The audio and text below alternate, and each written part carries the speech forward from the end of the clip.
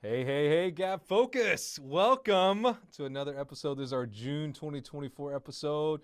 Melissa, you've gotten some sun recently. Yes. Beach vacation came to a close, and I am very happy. Congratulations. And you got two kiddos coming to Knoxville soon. Yes, yes. And you now have two kiddos. Yes. So Which one's going to be more expensive this year? that's a good That's a question. great question. We just had to buy new computers for both of them so that they were, yeah. So, yeah, expensive for sure. Well, you got one positive look for. They will all be off payroll at some point. Now, Tommy's got several years, but you're a little closer to another Yep. 4 or 5 years, and hopefully my daughter decides after she gets through with the 4 years, I think I'll go ahead and get my master's. I'm like, I bet you will. I bet you will. I bet you will. Yeah. So anyway, hey, it's all good. It's all good. Dad's mom's report. It is the most special thing, though. I mean, everyone who has kids has said has felt this. But Yeah. of course, I always wanted to have kids and experience this. But like, this is unreal. It is really the most special thing I've ever done. It's changed Exactly. everything. The way I think, the way I operate, my fears have changed. Yeah. And yeah, anyway, so but y'all, welcome. This is speaking of fears. This episode is all about security. I'm really excited, and I'm glad everyone is here. If this is your first Gabfocus episode, welcome. Honestly, I say this every episode, but he really did choose a really good one. I've been really excited to get this man on stage for years now, and finally our schedules worked out to where we can bring the one and only Aaron Harwell. Aaron, welcome. Thank you, buddy. Thank you. You made me sound like a big deal, and I appreciate all the lies. I appreciate that, but it's all good, man. I'm glad to be here hanging with you guys. Well, when the deal is big, it's not hard to make it sound big. Well, here's the thing. You've owned 7 facilities throughout your career. You started in 1999. Yep. And then in 2016, you started a tech company. Talk to us about that. Yep. So building storages, I was in the residential. So we built homes. Then we kind of rolled over and we built apartments. We had rental homes and all that. We kind of transitioned to the apartments. And then I got a GC license because we started building shopping centers. And then from the shopping center deal, kind of rolled into the storages. So I built my first facility. I think it was in '99. And from that point on, it made sense. It just worked. Had a few speed breakers through there, as everyone does. When you think you know everything, you try to do it yourself because you're so smart. And that was me. So, but you live and learn. So so that's how that happened. And then 2015, 14, I sold my assisted living homes and we rolled right into SpiderDoor. And it was nice to be able to take the sale of that and not have to go get money to start the company. We was able to roll that right into that. So I built it for SpiderDoor, basically to rent units and we're really to pay bills and open a gate to begin with. And we got that bridge crossed, and then the app kind of rolled into doing a lot of other things. I know today we're talking about security, but the app kind of rolled through that and does rentals and notifies people if you got issues at a site or whatever. But then the access control came, and I just wanted something that was easy. When something breaks, and I'm not beating up on anybody, but when something breaks and you got to get an installer out there, I needed it yesterday. I don't need you showing up in a week and then having to order another part that's going to take another week or two. So my goal was to make something, and people always hear me say kindergarten friendly, but I need kindergarten friendly. That's what I need. I need it to be on that level so I can understand it. So it makes sense to me. And if I can do it, then anybody can do it. So we just made the keypads where you could actually install them. We have hundreds of managers that install them themselves. And people are like, you tell people to install these? Yes, I do. It's low voltage. You plug it in like a hairdryer and it's got a low voltage wire that goes to it. Do not pay $2,000 for some craziness. Now I understand you got to bury conduit and all that. And if that's the case, then so be it. But we built it. It doesn't have digital screens. It doesn't tell you anything when you pull up to it. Your tenants know when they're late. We don't need a digital screen to tell them they're late. That's just something that's going to break. So my goal was to build something that worked, And we're technology, we're a tech company, stuff will break. It's going to break with mine too. If somebody tells you their stuff not going to break at times, they're lying to you already in advance. So know that. But at the same time, how can Melissa call our office, get a replacement PCB, and literally Melissa, and she's very smart, but she can literally walk out there and swap out 4 screws and 4 wires. And there's people in the chat that may have our keypad. Tell me if I'm wrong, but you can swap a board out. So I can attest to this. I've had managers swap out these keypads more than once. Yep. So yeah. Melissa said all your stuff was breaking, Aaron, and we had to send out. That's what she's saying. I hope that wasn't a little backhand I need to be on Aaron's We're swapping payroll. keyboards all the time. So easy.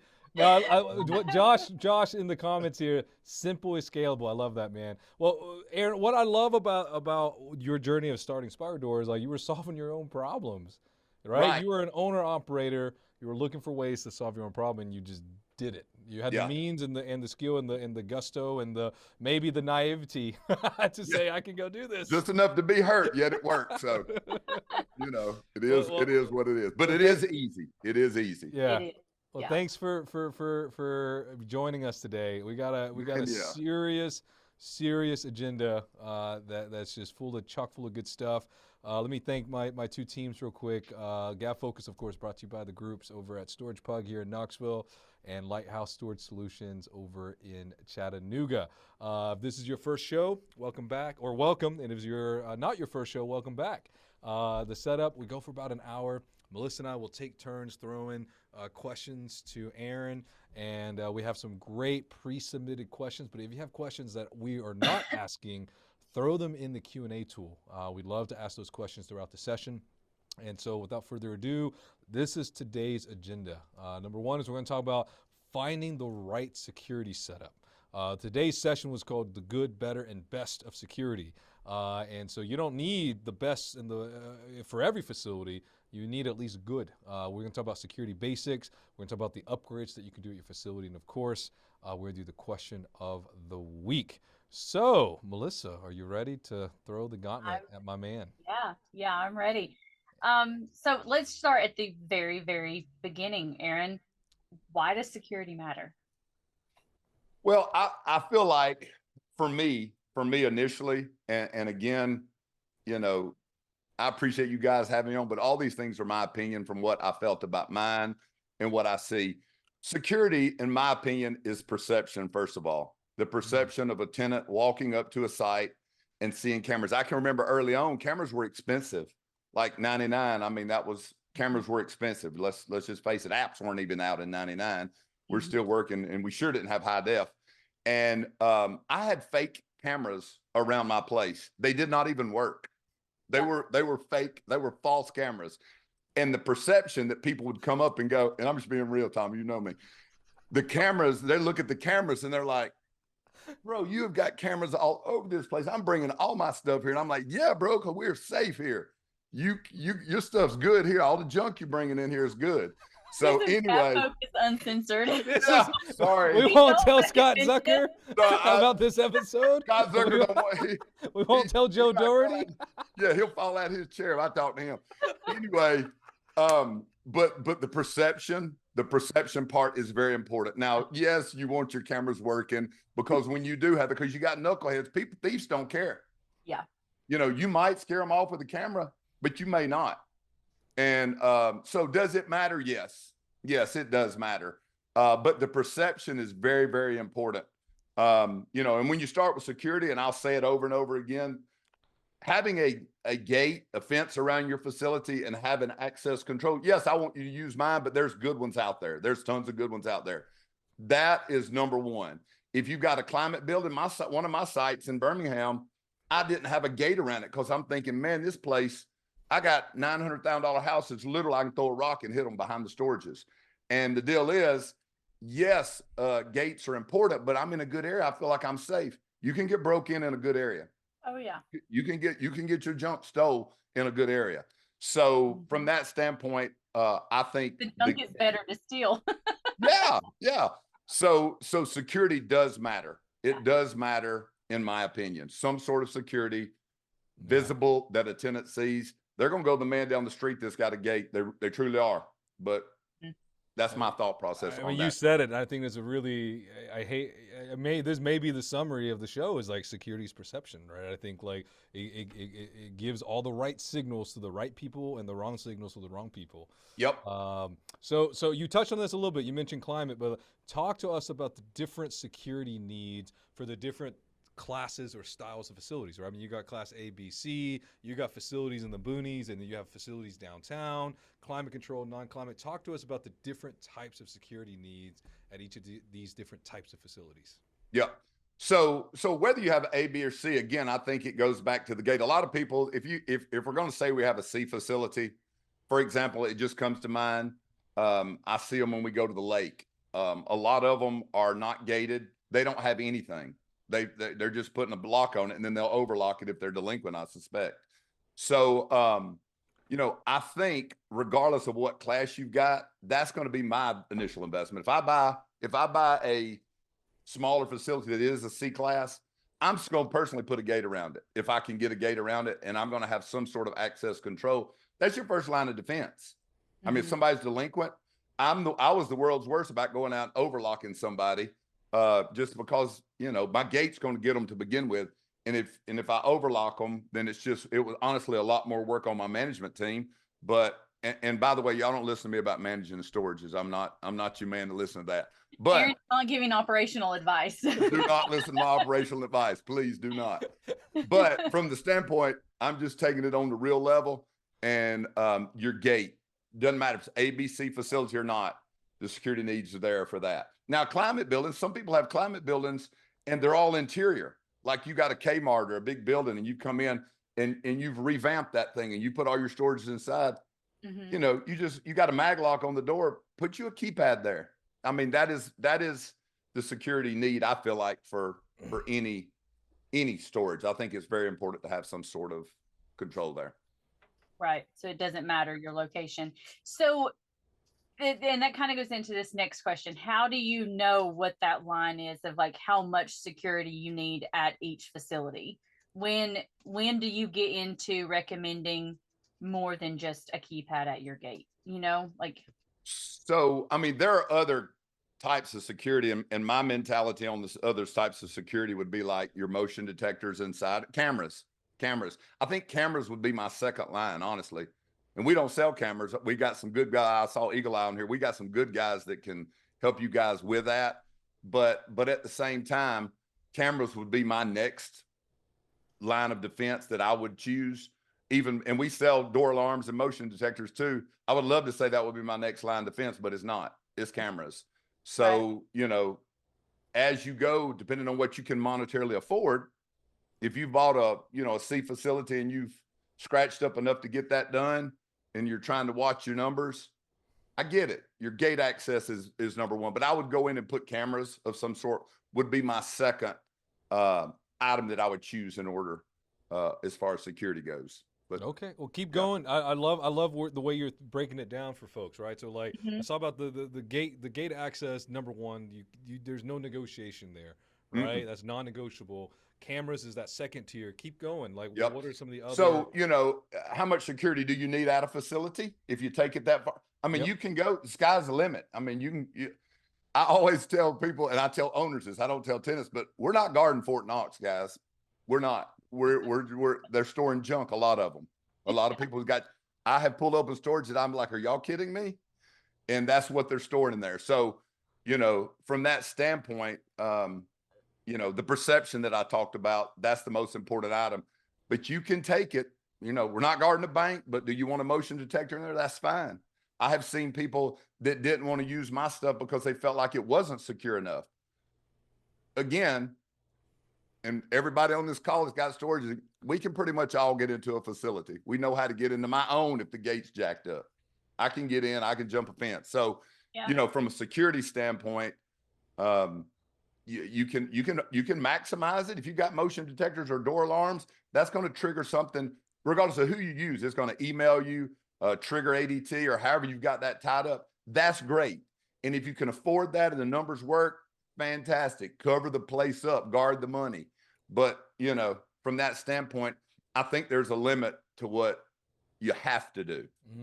What you have to do. Class A, You're selling. I've got some customers out in Newport Beach in California that want everything you got.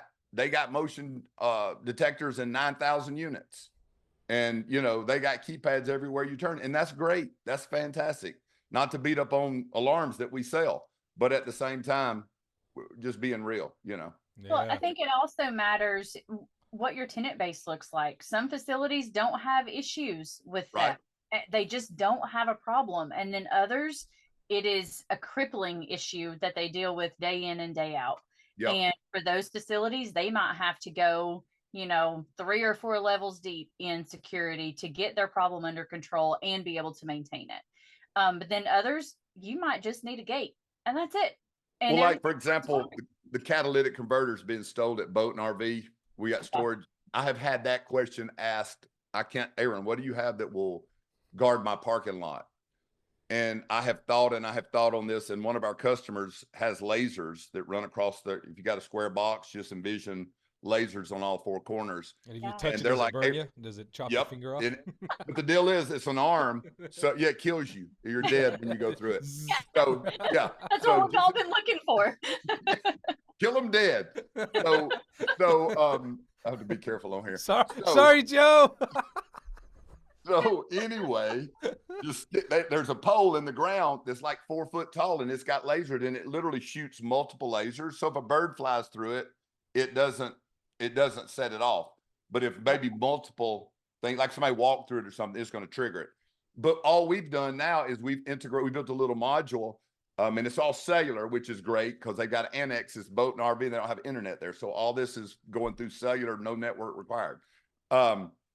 But when that tenant enters their gate code, it disarms it.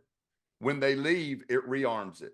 So you've got these lasers protecting, and now you've got cameras. If Tommy came in and it's on our activity log and it shows that you came in last night and the catalytic converter got stolen, we're gonna know somebody at least used your number, and then we can, you know, to get the gate, then we can pull cameras or whatever. But it is definitely, that is the problem that I see the most as far as that's cool. Storage in general. It's normally that catalytic converter issue, but well, Melissa, the comment section is on fire with awesome stuff. So Shannon said, get some cameras, get some real ones. Yes, please get real ones. Yes. We will sell you fake camera. No, I'm joking. No. Honestly, this is really super good. Lighting helps with security, and I know lighting has come up multiple times in different Gabfocus sessions. But in this scenario, using it as a security measure is a great idea. Yeah. And triggering the point about lighting, you know, with that same concept of the lasers, they can trigger lights to come on. You can even trigger a horn. That's your prerogative, how you want to set that up with your alarm. That's really cool. But if somebody's out there fooling around that shouldn't be doing that, then it can trigger those items. Yeah. So Chad is here in Tennessee. Motion sensors for indoor facilities has helped us because we restrict access hours depending on the zone. So that's a great comment. I've seen this a lot of facilities. They have monitors in the office that show the security cameras of what everyone can see. And that's a pretty good deterrent there. I can see you in HD. Yeah. So yeah, there's some really good comments, y'all. So thank you for chiming in. Yeah. So Chad asked a question about motion sensors. So let me just jump in real quick. I love motion sensors. Are you talking about the motion lighting or the laser sensors? First of all, I think the laser sensors are incredible and I want to recommend that to everybody now. But if you're talking about the lighting, I would suggest both. Your facility needs to be well lit, and it doesn't need to stay in the dark until someone walks onto the property. Yeah. It needs to be lit because that's the ultimate deterrent. A thief's not going to go into a property that's lit up like daytime. Yeah. So I think it needs at minimum some steady lights that are always on. Now, if you've got things where you can have extra lighting or maybe that flashing light or something like that comes on that's censored, I think that's an added bonus. But don't rely on the sensors to activate the lights. Now, Chad did modify his question here. So what about the motion sensors in the individual units? Aaron, so talk to us about that. Yeah. So the motion and this is the first version of what we had. You can see this ugly sticker on it, but it actually has a serial number But bottom line is these are in individual units. So let's say this is in unit 108 and I rent unit 108. My gate code's 1234. When I come in the gate, enter 1234, enter, the gate opens. But not only does that happen, this alarm is disarmed. Now this alarm's got magnets. We've got brackets. You can mount them to wood or whatever, but they literally just mount up to the door and they're stuck. You can put them in the corner and they pick up heat. So the motion from heat in that unit, whether somebody tunnels through, whatever the case may be, is picking that up.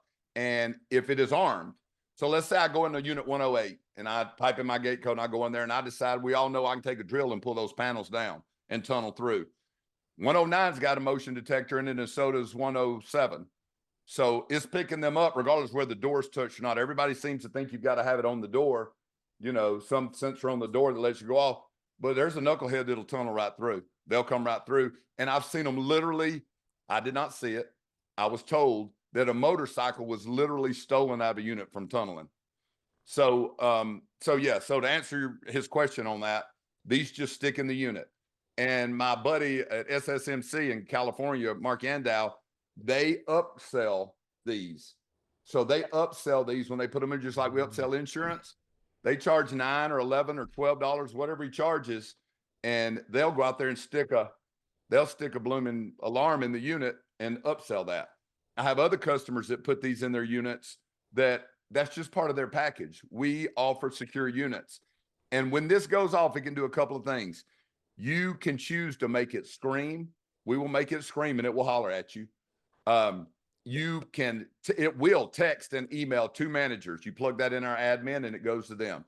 And then number 3, if you want your tenant to be notified that somebody's moving around their unit, we will text the telephone number on file inside of your software. So that's how those work. That's Yeah. cool. Yeah, I love that it puts the tenant back in control of what's going on in their unit, just like my Ring doorbell tells me when my UPS package has been delivered. Exactly So, right. yeah, and I think as a society, we're kind of used to that. We know what's going. Like when we were on vacation, I knew every time my neighbor brought my mail in, I'm like, oh, yep, she got the package off the porch. That's exactly right. Yeah, but that's peace of mind that we kind of get used to. So, Chad, to answer your question, I think that's a fantastic thing. Yeah. And I think that's a very natural upsell, just like we would do tenant insurance or selling a box and locks. I think that being able to offer that added layer of security that makes it personal to the tenant, I think that's fantastic. Yeah. Especially when you're talking to somebody who they're moving and they have literally everything they own is in this unit, or it's a business and all of their business equipment's being stored. That's thousands of dollars. Let's ensure that a little bit better. Let's make sure that it stays protected. This product that we've got. So I'm all on for that. Yep. Y'all, I'm seeing some great questions in the Q&A. And Matt, the Q&A tool is down below. If you hover your mouse kind of where my face is, there's a little green square that says Q&A. And if you click there, you'll see all the questions that have been submitted. And we'll get to those in a moment. Next question I've got, so we talked about lighting, we talked about cameras, unit alarms, gates, all of these security measures. Aaron, talk to us. You've been in the space, you've been in storage since '99, right? You're going on 20-something years. What vendors, without being a commercial here, but talk to me. If I wanted cameras, where can I go to get cameras? I want gate access control. Where do I go to get that? Where can I go to get the little unit alarms? Where can I go to get better lighting? Are there vendors that you recommend in your experience as an owner operator in the storage space? Yeah. So that used to be a difficult task as far as finding someone to install gates. Let's just be real. People will call me from different states, go, what do you have here? And we've got a running list of people in different states that we've ran into that we've dealt with them and they were level-headed. I can't vouch for a lot. I'm stepping out on a limb when I vouch for people that I haven't seen their work. But again, it's really hard to foul up installing a keypad. So from that standpoint, we hand those names out. But mine, honestly, if you got an existing system there and you remove that system, your manager can do it. Or an electrician going to charge you $200 an hour and come out for 2 or 3 hours and you're done. So, from that standpoint, that's the deal. People ask me what gates I put at my site or what I recommend. and people ask me that on software too, and I'm gonna keep my mouth completely shut on this show. But the deal is, what do I use at my site? I use LiftMaster gate motors because they work forever. I mean, I don't, and people may have worse, one person going to use a LiftMaster and it's going to be a lemon for them. And another person going to use a LiftMaster, it's going to be great. And that's the same with Door King and all of them. So, it's hard for me to say which one's the best, but I use LiftMaster and I've been perfectly fine with getting LiftMaster out there. Again, the install, an electrician can install it. We've got some great guys. If you want a gate access guy, call us. But for me to say A, B, and C, because they're spread out everywhere. The man that installs in Florida is not going to California to install. So from that standpoint, that's the deal. Eagle Eye, as I saw pop up here a little bit ago, we've got an integration with them now to where when you pull in the site, I mean, it can read your license plate. That's cool. And it can store video in our activity log. So now you're clicking on a button that you can go back and you'd have to get with them guys to find out, but I think it goes back like 15 or maybe even 30 seconds. And you get to watch that customer come in and go through. And this is all stuff that you can do, and it's all cloud-based. So again, there are, and forgive me, I don't think Eagle Eye sells cameras. They literally integrate with your cameras. Oh, and if I'm wrong, shoot me, but that's Eagle Eye, feel free to chime in. Yeah. So that cameras used to, we were struggling to find cameras. And now I had cameras in my keypads early on. And quite honestly, I know this is a PG show, but it was taking pictures of people's crotch because the camera's so low. Ain't nobody trying to look at somebody's crotch. So bottom line is, when we pull up in the car, I'm trying to look at a face. You know what I'm saying? And somebody walks up to it. So we took the camera you out don't there. recognize crotches when you're... No, I mean, you can't ID based on crotch. Anyway, so bottom line is... Trying to avoid that question. The go, only Tommy. So, Tommy will make me sweat. Anyway, bottom line is, we took the cameras out because you can get a good high definition camera at a lot of places. So for me to say, buy your camera from X, that wouldn't be fair, because you can literally go on Amazon and buy just as good a camera as the man's going to bring you and install it. Now, the install is a different deal. But anyway, I didn't mean to drag that question. No, that's awesome. Well, to piggyback on that, though, we are all three able to make vendor recommendations. It's not something we typically do on the show. So if you want to reach out to us individually, we'll give you our emails later, and we're happy to share information. Just typically not here. So we talk to a lot of people who use a lot of different vendors, and most of them are good. And I think that's what's cool. And like what Aaron, I think one thing I respect about how you're approaching this is, like, unless you see the work yourself or have used it, you're not gonna put your name behind it. And so I really respect that. So let me jump into some of these Q&A, because I think these are some good questions. Mandy, going back to security upgrades or basics. So how important are corner mirrors in a facility? I've had a couple of women ask me about this. Corner mirrors inside hallways. Talk to us about that. Any recommendations there or any thoughts? So from a corner mirror, I feel like that is just the security in general of me seeing if somebody's about to hit me with a sledgehammer when I come around the corner. So guys, we tend to overlook that. And that, Mandy, that's a very good question, especially for ladies that are at your site. We're trying to make it secure. Mine, people, as you're walking, it lights up a certain section. I would always get my guys to double that. So it would be lit up, not only this next section you're walking through, but the next tier as well. That's cool.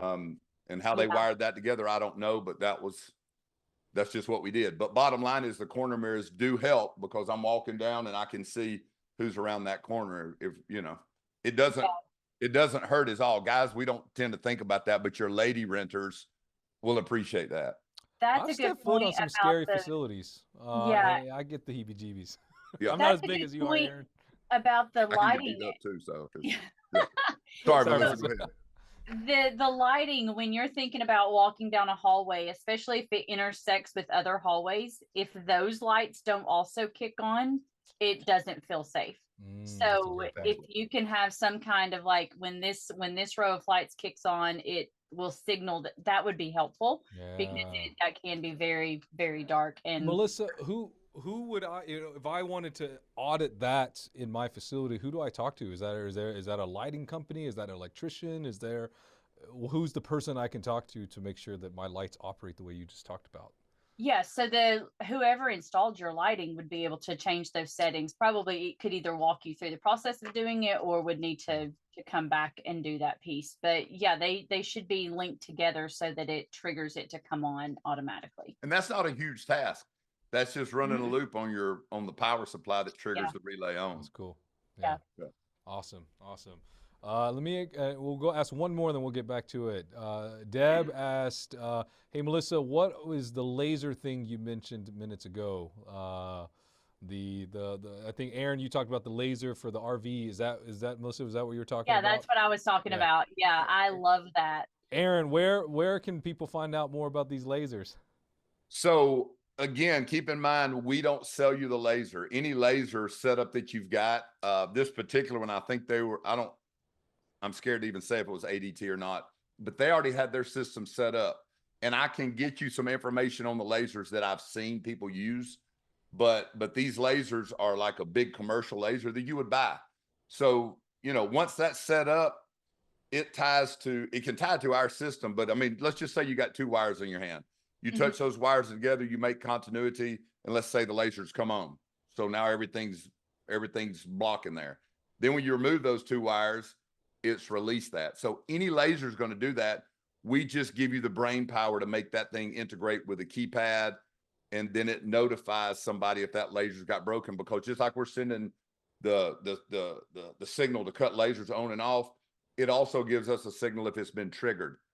And that's the deal that we send the text message to management or whomever. So Aaron, if you'll send me the lasers that you've seen other people use, I'll send it along to Deb. Okay. Deal. Whenever you get Yeah, a I'd like to chance. share that. Yeah. That's great information. So we have a Q&A here. Matt asked it, and it's actually the next question on our list anyway. It actually is. Perfect timing. Yeah. So Aaron, do you find that 24/7 access makes your facility less secure? Logically, yes. Because Okay. if you think about it, again, we have storages. I'm just thinking of one company's got 11 locations. They close at 7, and they don't let a human be in after 7. So logic, common sense tells you that. Now we've seen idiots go out and steal catalytic converters in the middle of the day, cut them out, But bottom line is, most people are going in there when it's dark, and they're trying to accomplish that in hours the way people are not there. So if you're closing your facility at 9 or 7 p.m., you're alleviating till the next morning at 7, that gap. So common sense tells me, I feel like that's going to be a worse time. If you've got it, all my sites were 24 hours, but I wasn't having that problem. I'm not saying don't be 24 hours. I think it's great. Right. But if you're asking the question of, is the potential worse for theft? I think so, because the bad things happen. Like my mom used to tell me, nothing good happens after midnight. What are you doing now? So that's, I'm not trying to be out after midnight myself as a grown man. So that's my answer to that. Do I think it makes it less secure? Yeah. But is it understood, and do thousands of locations do that? Yes. And they do it successfully. And if you have good security in place, that does also help you do it successfully. But keep in mind, you can offer 24/7 as an add-on as well. If you have particular customers that do need special access and they have a valid reason, upsell it to them. Maybe it's an extra $5 a month charge to get 24/7 access. And you can still advertise that 24/7 access is available. So it's just going to come at a little higher premium there. So it's definitely not saying that you shouldn't offer that extended time. Just do it responsibly. And our access control allows you to allow some people in and some people not. It's set up in the management software, and we mirror that management software. So you can deter. If you got 500 units and 80 people have 24/7, you set that in the management software, and it only lets those codes work. But that's common sense. I just thought I'd throw it out. If you do have 24/7 access, but you've got customers that are routinely causing issues or on your property too often, restrict their access. you can do that too. If you feel like they're not following the rules, you can back that back off and restrict their access time. So That's good advice. Yeah. Well, I mean, since we're on the crime talk here, right, and deterrent, I mean, there's a couple questions here that are related to theft and police, right? So JT asked, in our state, the police doesn't press charges on people who break into storage units. They have classified it as a civil matter. We felt security cameras are really just to keep eyes on the renters and not a good return on investment. If bad people want in, they are going to get in. What do you think? So JT, I think the question is sounds like in wherever you are, what state, if you don't care to put in the comment section, that I can these guess. break-ins are these break-ins are civil matters. So yeah, so why invest in these things if they don't actually help you, press charges? Yeah, and I'm with you, JT, on that 100%. That's where I would get a couple of Dobermans and let them jokers roam the premises. But that's just my opinion. the laser beam that actually hits people. Yeah, and again, I'm not going to say the state, but I've seen where police officers come out and go, because the owners called them and told them we've had a break-in and drugs or whatever is going on in the back, and the police come out and said, "Man, when are y'all going to get a hold of this? When are we going to get a hold of it? You want us to shoot them when they come out here?" I mean, and it puts your owner in a bad position because we don't have that. And not to get into politics, but that I hate that, JT, you guys are dealing with that. In Alabama, they'll take your rear into the jail if you're doing something crazy in our parking lot. So yeah, you're right. And I don't know the answer to that other than you're going to be able to visibly see that and have some sort of record. But there again, if the law doesn't coincide with that, you may want to move. Yeah, that's a good point. Being real. Yeah, and that, even though the police aren't doing anything about it, if you can prove who's done it, that does give you grounds for eviction, so you can still get rid of your tenant. If you are blind and you have no idea who is causing the problem, you can't do anything to fix it either. So I don't think that just because they are kind of washing their hands of it, I don't think that means you just don't do anything, because then you're just going to have complete chaos. Yeah. Yep. Yeah. And see, I think of fighting, JT, and she's doing it the right way. I'm not ready to bring somebody I'm going to try to keep you out of jail. Yeah, don't listen to my stuff on that. Anyway, now, she's right. One of my dear clients in, I think they have Dobermans. They have some big scary dogs at their facilities. They're sweet girls, but you wouldn't know it if you just saw. Yep, that's right. Now, Robert asked another interesting question about theft. So do you find that most thefts are going to occur mostly from other tenants taking advantage of their gate access or from external factors? So is theft, I mean, and maybe, Aaron, you may or may not know, do you have data or ideas on, is theft happening from existing like inside job with tenants, or is it people who are not an existing tenant? Yeah, usually that tenant is getting in by some other means. They're not, I know there's idiots out there that use their gate code and go in and steal some stuff. They're geniuses out here too as well. But most of the time they've piggybacked in or they've got in by other means to steal, because usually if they've truly gone in to steal something. I had a man one night broke into 40 units. He just went down the hallway cut. That is the only break-in I ever had at that facility. You know how embarrassing that is to call 40 people and go, "Listen, I'm sorry, but you need to come up here and check, but we had your unit cut off." And they come up, there's 40 people, different people. That is embarrassing.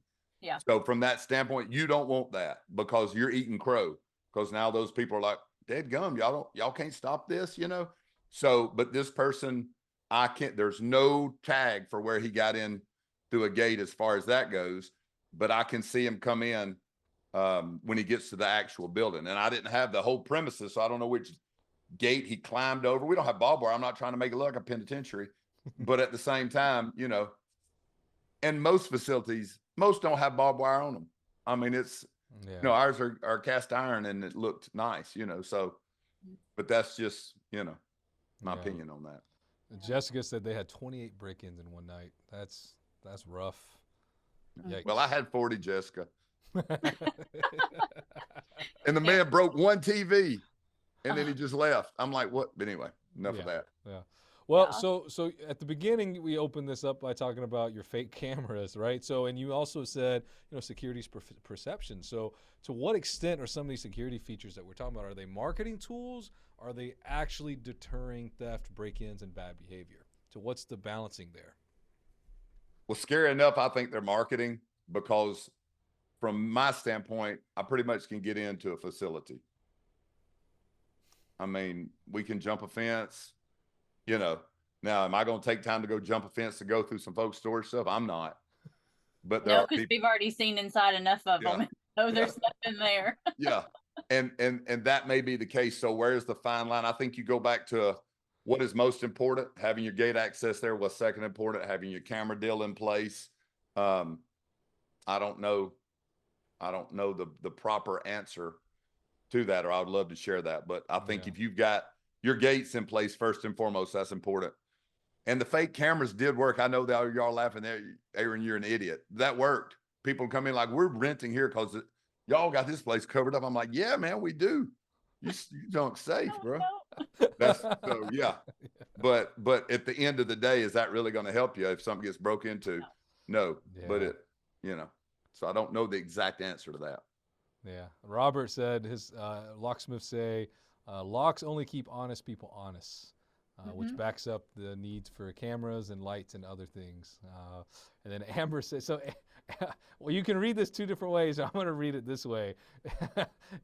She had never had anything, she never had a break-in until she installed SpiderDoor. Thank you, Amber. That was how I first read it. It's good. I can take it. I can take it. No, but I finished reading the sentence, and it's actually you never had a break-in until SpiderDoor came along. But shout out SpiderDoor for the camera because it caught it in the gate system. So that's great. Well, or maybe you'd had problems and you didn't even know it until the SpiderDoor was there, and you're like, "Whoa, wait a minute, what just happened?" That's thank you. I think that's probably what happened. Okay, Amber, I think that's what happened. Yeah. No, they did. Amber did say they had so many before. That is absolutely. Oh, Lord. And Andrew says criminals will find a way if they want it bad enough. Yeah, just like what Aaron's saying. Yeah. And the other Andrew said it's a big red flag for him if they're asking about 24/7 access, which I think is actually a really good point. If they're really pushy about 24/7 access, that is something to kind of take pause and like, why do you need it? Dig into it and see if they have a valid reason. They may. Yeah. If not, you may have just picked up on a red flag of somebody that is looking to use your property for no good. So, and Amber said this was before SpiderDoor. She said it had tons of break-ins. The SpiderDoor just got one. Thank you, Amber. Just to clear the air. Oh, that's awesome. That's amazing. All right, so let's. So Melissa, we got about 15 minutes left. Let's focus on some security upgrades. I mean, we talked about the basics. We got, we're basically Fort Knox now. But let's talk about security upgrades. So I'm going to ask these next two questions kind of together, Aaron. How do you know when it's time for a security upgrade? And what are some of the most valuable upgrades that you can do, like phone access, motion sensors, whatever? Yeah. So obviously, most people, I'll never tell anybody to swap out what's working. And they're like, and I met with a gentleman, super nice guy here in Birmingham a couple of weeks ago. And he's like, this system is working fine right now, but they've gone out of business. So they're no longer, once this breaks, it's going to break. And he had individual alarms on units. And it's one thing, again, it's one thing to have your keypad outside, but if you've got individual unit alarms and that breaks, and now you got 500 units that people can't get into, or it's screaming automatically, you've got a disaster. So, in place of having an entrance and exit keypad, I got 2 items that can break. Now I got 500.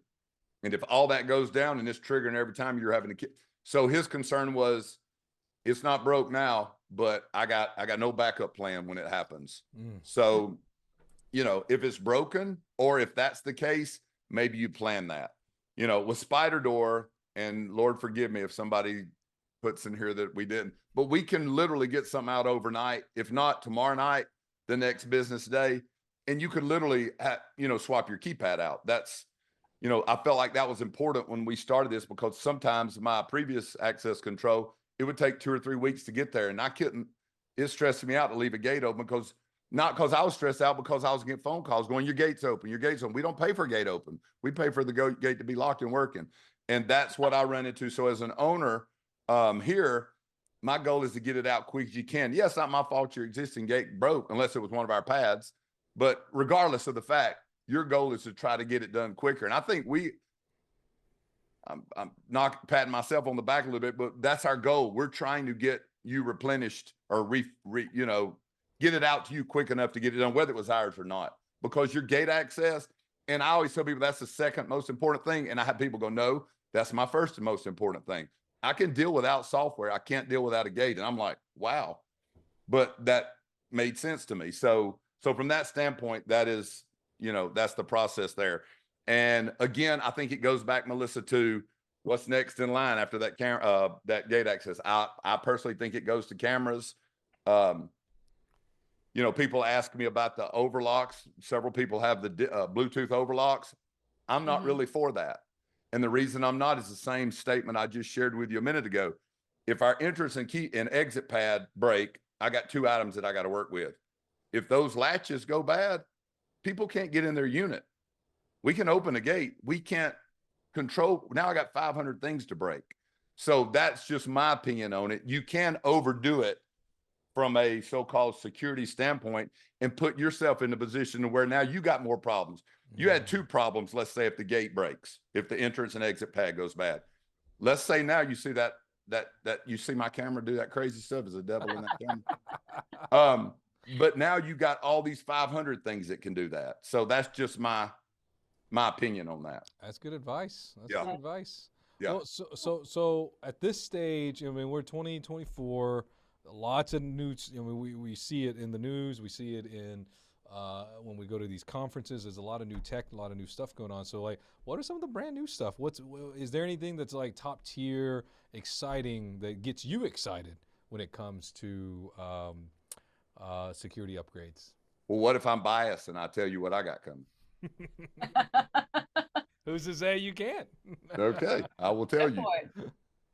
And it's not, we're not selling it yet, but it's coming. But the thing I'm the most excited about that doesn't exist in the industry is we've built a little motion sensor that's about the size of this water bottle top. And with these alarms right here, these alarms actually go in your unit and you've got to get into the unit. So if you've got units that are rented, then people got to come out. You're either cutting their lock or they're bringing their key or whatever. So you got a disaster trying to do. And that's fine today. That's why I'm marking them upsell it. When somebody moves out or they got an empty unit, they put the alarm in it. But, or if it's a new facility, they can do this, but you're still having to get inside the unit. So we've got a little sensor now that does what this does. And it also does the same thing as a door, the old fashioned door, magnets. When you roll the door up, it moves and it lets you know that the door is open. That doesn't help tunneling. A door alarm doesn't help anybody that's going to tunnel because that's not picking up motion. Right. But this little thing, you take a drill and you drill 3 holes. There's a 1/2 inch hole and then 2 small holes on the side. And you stick this little plastic little deal that's been tooled that goes in there and you put it in with 2 pop rivets. And now that is picking up motion inside your unit and it's built in the door. So you never have to even open the door. And it does the same thing. And I know I'm going to get calls saying, when are these ready? They're not ready yet. They're ready, but they're not ready. And so when the door rolls up, it's just in the door. Yep. That's awesome. But it's picking up motion. The same thing this is doing inside the unit is picking up motion, but it also has a sensor within 3 centimeters. Let's say that I roll the garage down and this little sensor sitting here and there's a box stacked literally a foot in front of it. Right. It acclimates and knows that box is, say, 8 inches from the door. So now that 8 inches, when you rearm it, it knows that's 8 inches. If this door moves up and it goes to the top of that box and now it's not 8 inches, but it's 9 inches or 2 foot or 10 foot across the room, not only would it have picked up motion, but it picked up the sheer fact that door raised up and this has changed. Something's changed. So it triggers the same way those motions do the text message to go out. It doesn't scream because the battery's like your little battery inside your garage door opener. So it's a small battery, but it still lasts 3 years, 4 years, whatever. So you change the batteries from the outside. So that's our new, and that may already exist somewhere, but I'm not aware of it, but I'm hype about it. That's pretty. Okay. Yeah. That's pretty I like exciting. it. Yeah. Yeah. So that's it's not an AI type deal that sounds all exciting and cool, Tommy, but that is something that me as an owner, I've tried to figure out, okay, how do we get alarms inside of a unit?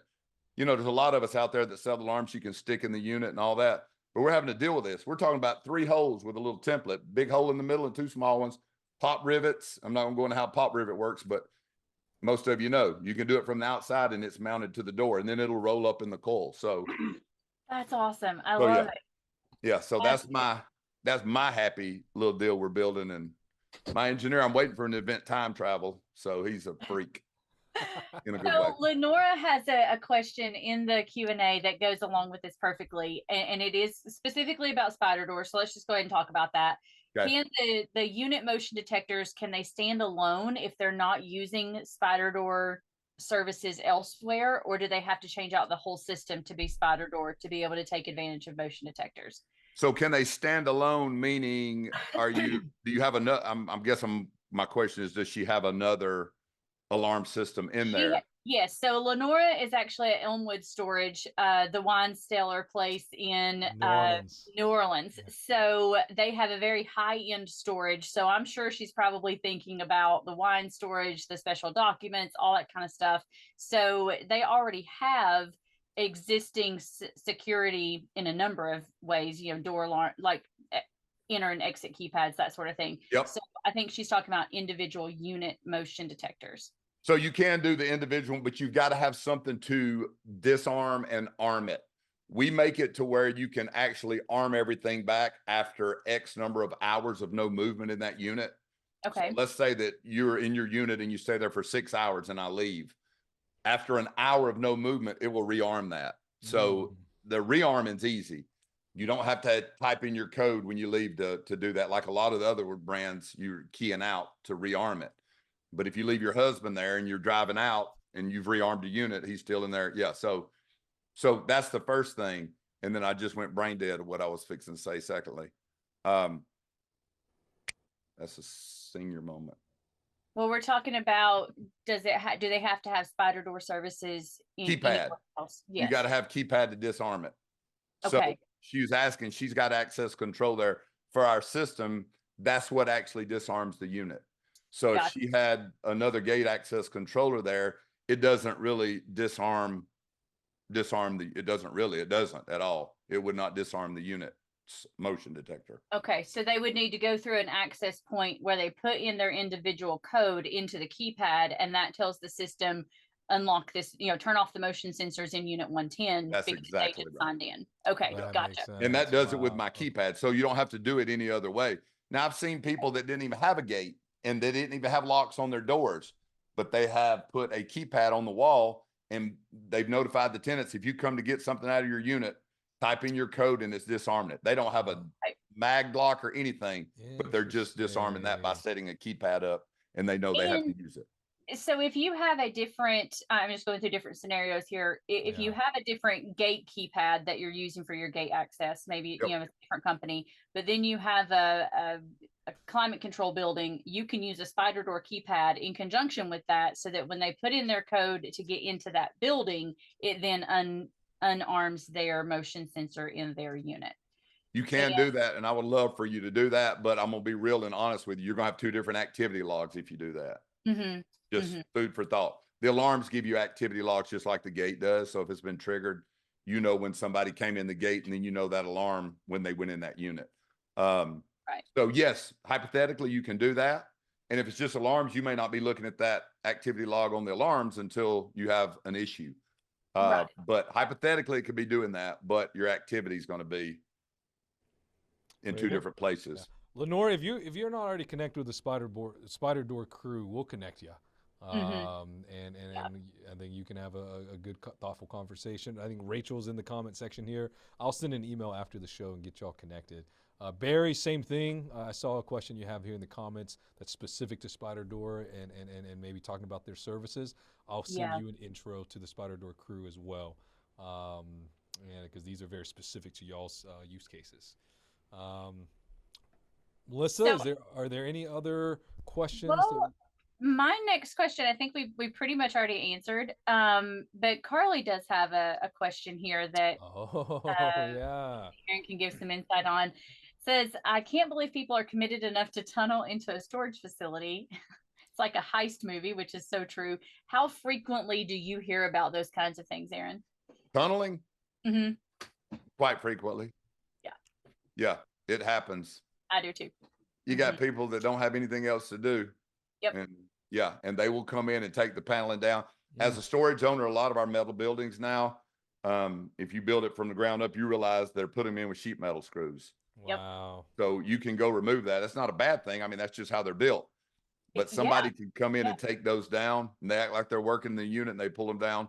So consider it a blessing if it's not happening at your place or hasn't happened, because it happens quite frequently, unfortunately. Yeah, because people are being I'll be in my unit, and if I'm the thief, I'm looking in the unit next to me, and I'm seeing, and they're coming back at odd hours. So yes, yeah. Unfortunately. All right.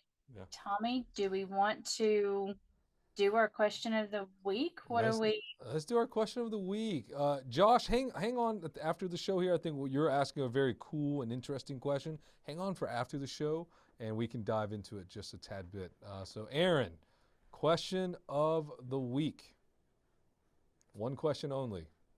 Which security upgrade will give you the biggest return on your investment? Biggest bang for your buck if you had one thing and one thing only, what would you do? Yep. So I've got two sides here. As far as an investment, like we're investing in something and we're wanting a return off of that. We're like, we spent 50 grand or we spent whatever. How am I making a monetary value back on that? It's definitely the individual alarms in the units, because you can upsell the fire out of that. You can upsell that. You can do that. But now the biggest return on your investment, if you don't have a gate and you don't have keypads, you're protecting your current investment by adding that, because that value, you're going to find out that people are going to understand that they want a gate around the place where they're storing their stuff. So you're going to get more rentals. I truly believe that. A place that doesn't have gate access, and I got one right next to it that does, and it may be $10 or $15 more expensive, they're going to the one with the gate. They're just, our brains think like that. We want the best. Whatever we've got, people, we want to get the best bang for our buck. And from an investment standpoint, that's the deal. But most people have gates. 90-some% of all storage has got gates around it. Your alarms, and yes, we'd love to sell them, but there's some great providers out there, the others that have alarms, and you can upsell that.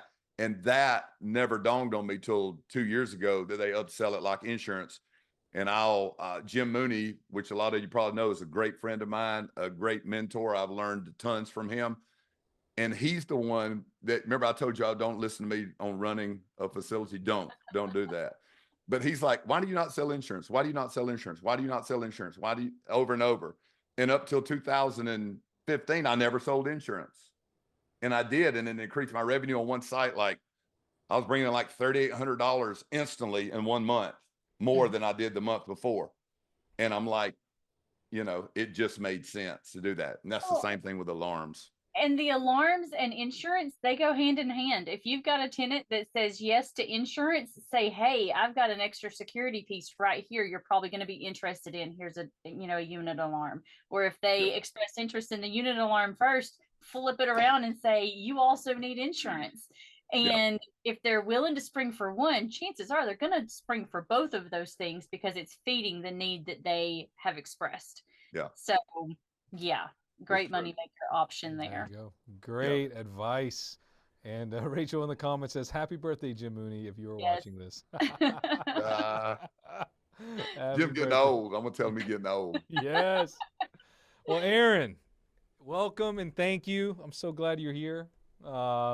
What's the best way for people to get a hold of you or learn more about SpiderDoor in case they have more questions? So definitely SpiderDoor.com. That's the simplest way to get there. It's got our numbers on it, but you can call our team, 205-821-6000. Numbers on our website. Would love to hear from you guys. Support at SpiderDoor. We don't have a specific sales team. And I'm grateful that we don't require that. I've probably screwed up a lot of things in SpiderDoor. And you're thinking, why do you not have a sales team? I'm very grateful because people actually call us I love to that. buy keypads, and that makes me feel wonderful. So I appreciate you guys that already use us. But yes, anybody at my office will be glad to help you. And if they don't, you let me know. There you go. And I've seen Rachel, who's super incredible and kind, by the way. She's been commenting. She's a great representative of SpiderDoor. But Aaron, thank you for coming out here and dropping your knowledge and honestly, just being a joy to be around. Man, I appreciate that. I'll give you that 50 later. Yes, sir. I take Venmo or Cash App. But y'all, if you're not already part of the Gabfocus fans Facebook group, join us. This session, along with every session, is available on storagepug.com/resources on video replay. And of course, it's available on the Gabfocus Self-Storage podcast, wherever you get your podcasts. And so what's up next is July 25th. Stay competitive using industry data. So we're going to kick off the second half of 2024. We're bringing on the crew from Radius Plus to talk to us about data, how you can use it to stay competitive, how you can use it to stay ahead, and also how you can use it to improve and grow your own facility. So Melissa, I'm excited about that one. And the next second half of the year is going to be a blast, I think. Yes, it absolutely is. Alan said this is the most entertaining episode ever. As it should be. Don't send the recording to Joe Doherty or Scott Zucker. No. God will turn upside down. Here's what not to do. Don't split minutes. Oh my gosh. Oh man, that's amazing. All right, y'all. Well, thank you for coming out, Aaron. We love you. Yeah. Man, same to you guys. I appreciate y'all. Next time you're in town, hit me. Dinner's on me. We'll go to Jack's or something like that. You're going to be in Birmingham. Josh and I will be in like a week or two. So there you go. Yeah. Ring me up. Ring me up. Josh said he wants to go to Perry's, please. I'm sure he does. I'm sure he will. For you guys that don't know, that's about a $500 meal. So that's it's a good meal. That's why Josh Huff loves that. Yeah. It is so good. It is. Thanks, Aaron. Definitely. All right, guys. All right, guys. See y'all.